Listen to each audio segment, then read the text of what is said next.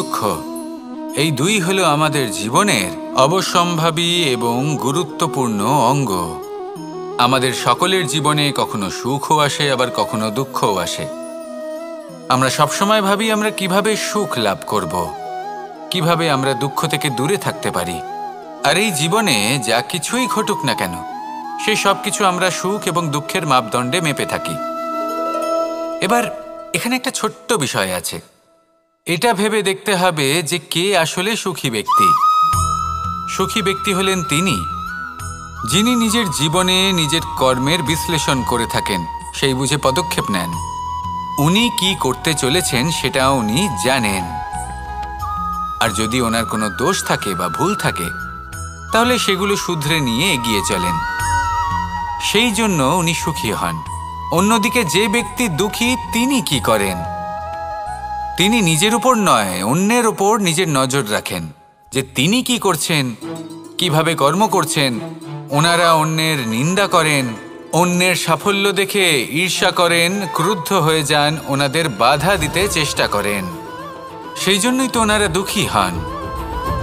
এই সংসারে এমন অনেক ব্যক্তি আছেন যারা এই কারণে দুঃখী নন যে তাদের জীবনে দুঃখ আছে। তারা এই কারণে দুঃখ পান কারণ অন্যের জীবন অনেক বেশি সুখের। দেখুন, শেষ পর্যন্ত আপনাকে নিজের কর্মের প্রতি মনোসংযোগ করতেই হবে, অন্যের প্রতি নয়। কারণ আপনার জীবনে আপনার কর্ম হলো এমন একটা জিনিস যা আপনার নিয়ন্ত্রণে আছে। নিরন্তর চেষ্টা করতে থাকুন, নিজের কর্মকে বুঝতে শিখুন, শুধরে নিন, নিজেকে শ্রেষ্ঠ করে তুলুন। তখন সাফল্য নিজে থেকে আপনার কাছে আসবে, আর এই মন প্রসন্ন হয়ে বলবে, রাধা রাধা। মানুষের জীবন দেখলে এতে সংকটও আসবে, বিপদও আসবে, অনেক সমস্যাও আসবে।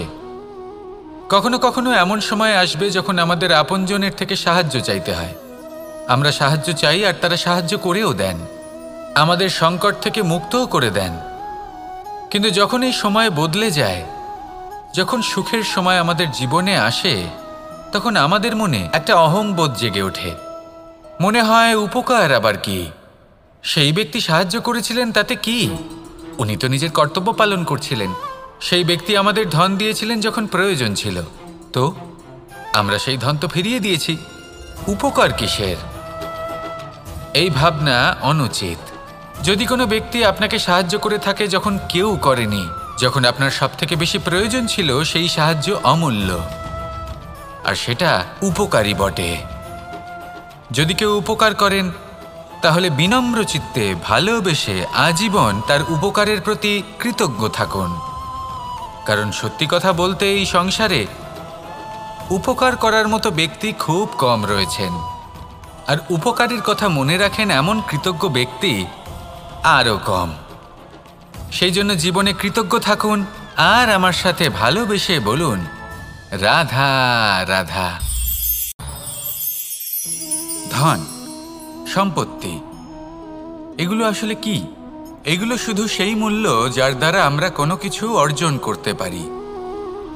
এবার এই ধনের দ্বারা এই সংসারে অনেক কিছু লাভ করা সম্ভব, কিন্তু সেই সব কিছুই শুধুমাত্র ভৌতিক বস্তুই হবে, ভৌতিক সামগ্রী, ভৌতিক সুবিধা। অর্থাৎ আপনার কাছে যতই ধন থাকুক, তা আপনাকে শান্তির ঘুম এনে দিতে পারবে না, আপনাকে জীবনের বাস্তব সুখের অনুভূতি লাভ করাতে পারবে না। কারণ এগুলো ভৌতিক ধন, এ ভৌতিক বস্তুই অর্জন করাতে সক্ষম। বাস্তবিক ধন কি? যদি এই প্রশ্ন আপনার মনে আসে তাহলে তার উত্তর আমি আপনাকে দেব একটা উদাহরণের মাধ্যমে। কখনো আপনি শুনে থাকবেন যে একজন পিতা আজীবন অনিষ্ট করেন, অনর্থ করেন, খারাপ কাজ করেন শুধু ধন অর্জনের জন্য। তিনি ভাবেন যে আমি ধন অর্জন করব আর নিজের সন্তানকে একটা উজ্জ্বল ভবিষ্যৎ প্রদান করব, একটা সুখ স্বাচ্ছন্দ্যময় জীবন দান করব। এবার সন্তান যখন জন্ম লাভ করে তখন সে ভাগ্যের জোরে সেই ধন ভোগ করে। যেরকম সে পায় সেরকমই তার ব্যবহার সে করে। কখনো আপনি এটাও দেখে থাকবেন যে সেই সন্তান সমস্ত ধন নষ্ট করে ফেলে, আর সেই পিতা যিনি সমস্ত ধন সঞ্চয় করেছেন, যিনি সেই ধনের প্রভু, আজ সেই ধনের প্রহরী হয়ে রয়েছেন। এবার এরকম কেন হয়? এরকম তখনই হয় যখন সেই পিতা বুঝতেই পারেন না যে তার জীবনের আসল ধন কি। সেই আসল ধন তার সন্তানকে সে দিতেই পারে না। যদি পিতা তার সন্তানকে কর্মের জ্ঞান দিতে পারেন, উচিত কোনটা অনুচিত কোনটা সেই শিক্ষা দিতে পারেন, সংস্কারের প্রকৃত শিক্ষা দিতে পারেন, তবে সেটা ধনের থেকে অনেক বেশি গুরুত্বপূর্ণ। এটাই হলো জীবনের বাস্তব ধন। আপনি সেই কথা তো অবশ্যই শুনে থাকবেন, কুসন্তান হলে ধন সঞ্চয় করে কি হবে, সুসন্তান হলে ধন সঞ্চয় করে কি হবে। সন্তান যদি কুপুত্র হয় তাহলে সব নষ্ট করে ফেলবে, আর সন্তান যদি সুপুত্র হয় তাহলে ধন থাকুক না থাকুক সে নিজেই কর্মের পথে অগ্রসর হয়ে ধন অর্জন করবে আর নিজের জন্য এক উজ্জ্বল ভবিষ্যৎ গড়ে তুলবে।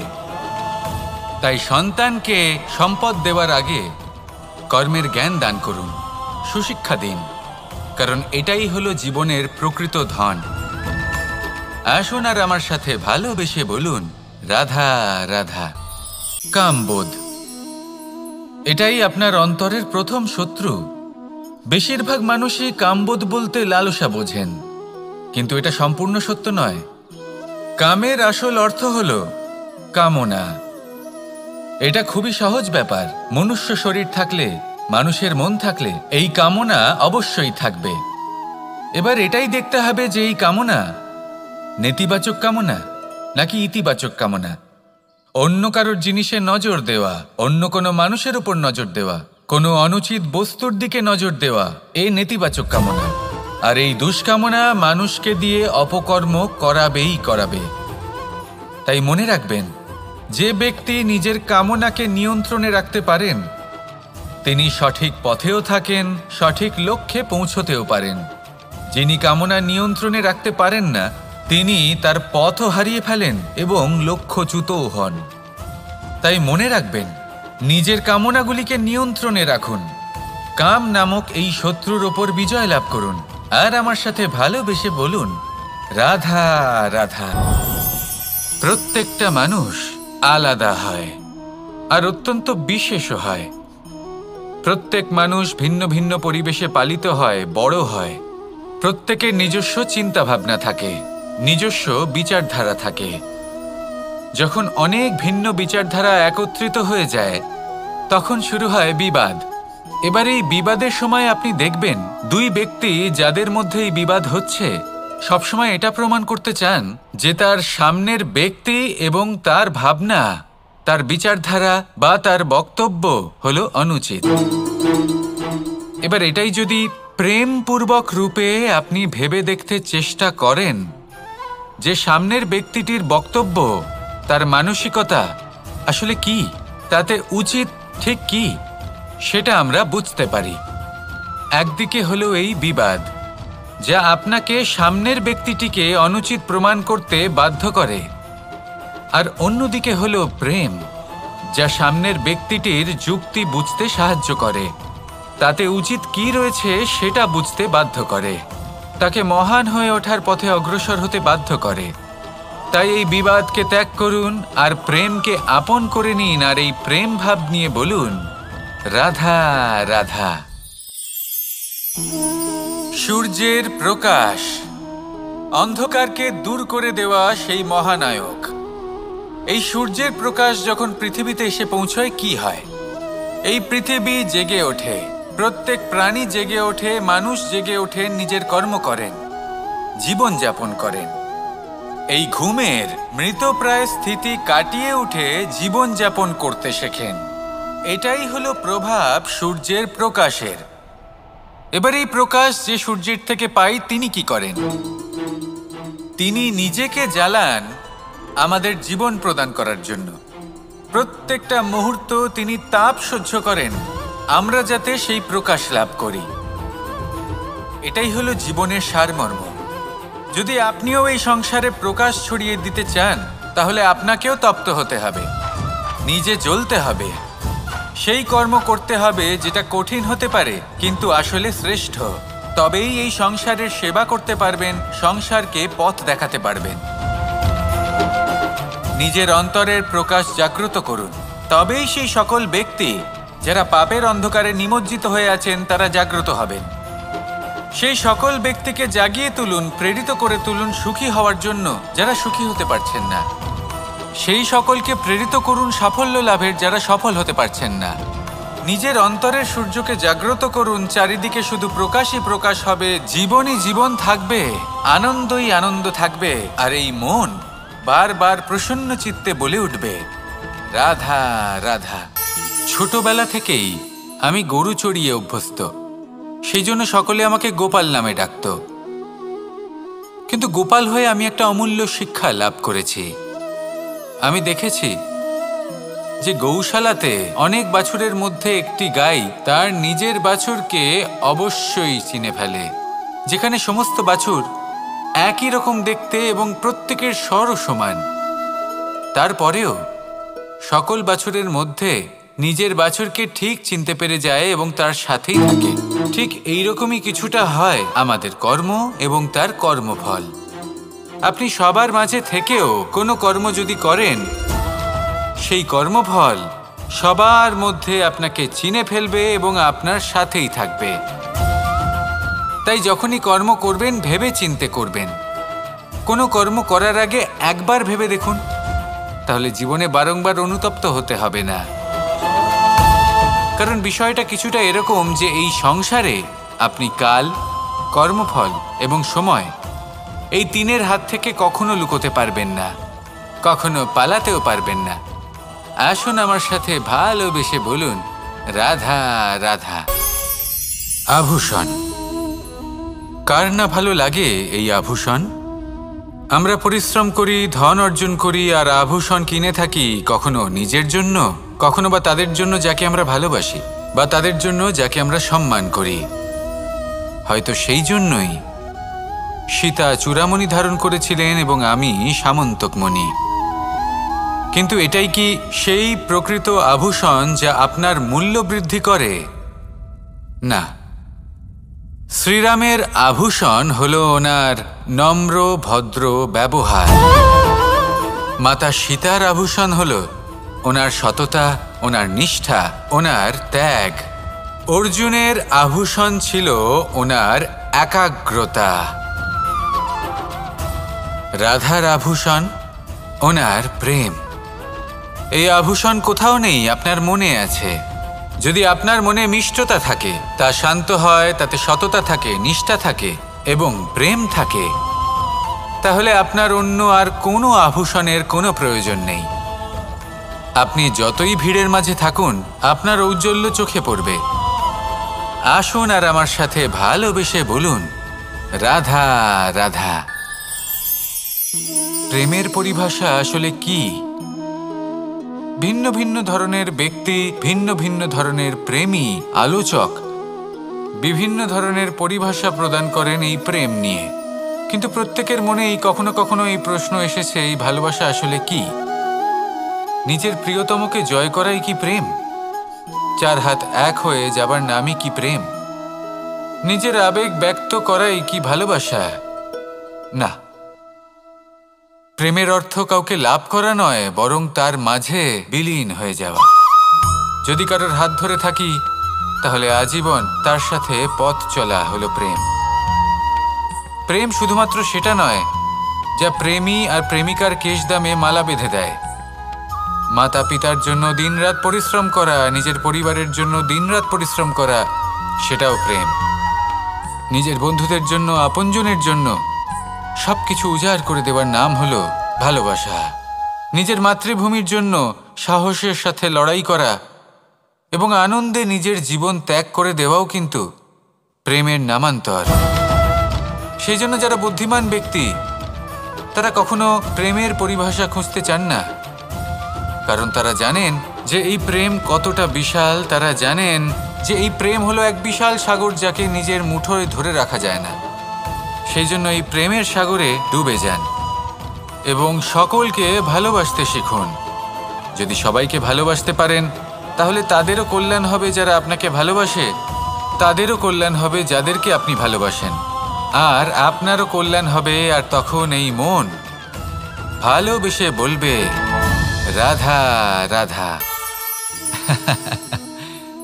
হাস্য, হাসি জীবনে অত্যন্ত মূল্যবান হয়। কথায় আছে যে হাসি এবং হাস্য আমাদের জীবনে ওষুধের মতো কাজ করে, আমাদের সুস্থ রাখে। আমাদের জীবনের অনুভূতিগুলিকে আরো সুন্দর করে তোলে। কিন্তু প্রত্যেক ওষুধের মতোই এর সাথেও এটাই হয়। প্রত্যেক ওষুধ সঠিক সময়ে, সঠিক মাত্রায়, সঠিকভাবে গ্রহণ করতে হয়। যদি এরকম না হয় তাহলে এই ঔষধও শরীরের ক্ষতি করে দিতে পারে।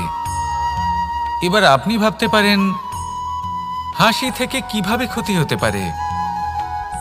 আপনি যদি অন্য কারোর উপরে হাসেন তাহলে হয়তো তার মনে কষ্ট হতে পারে, তার অন্তরের মিত্র হয়তো শেষ হয়ে যেতে পারে, আর অন্তরের শত্রু জেগে উঠতে পারে।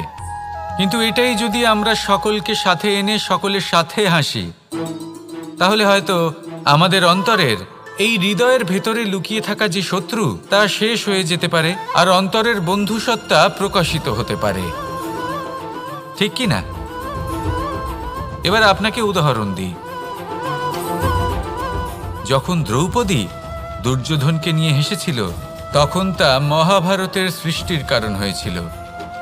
কিন্তু সেইখানেই যখন পার্থ আর মাধব একসাথে বসে মৃদুমন্দ হাসতেন তখন ধর্ম স্থাপন করা হয়েছিল। তা আপনি কি চান? কাউকে নিয়ে হেসে তাকে আঘাত করতে চান, নাকি সকলকে একসাথে এনে তাদের হাসিয়ে তুলে ধনাত্মক প্রভাব ফেলতে চান? সিদ্ধান্ত আপনার।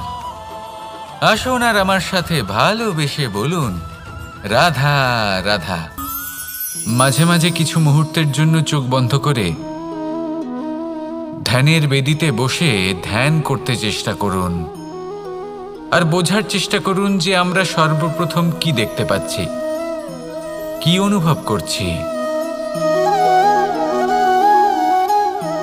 আপনি দেখতে পাবেন সবার আগে আপনার চোখের সামনে আপনার দুষ্কর্মগুলিকে, আপনার লুকিয়ে থাকা ক্রোধ, অন্তরের যন্ত্রণা, ভয়, নিরাশা, এই সব কিছুই সবার আগে দেখতে পাবেন আপনি। আর এই সব কিছুই আমাদের দুঃখের কারণ হয়ে ওঠে। এই সব কিছুর সারমর্ম কি? সারমর্ম শুধু একটাই, সেটা হলো এই যে আমাদের এই মন তা কিন্তু দুষ্কর্ম পছন্দই করে না। আমাদের এই মন একটা সুখময় জীবন যাপন করতে চায়, সৎকর্ম করতে চায়।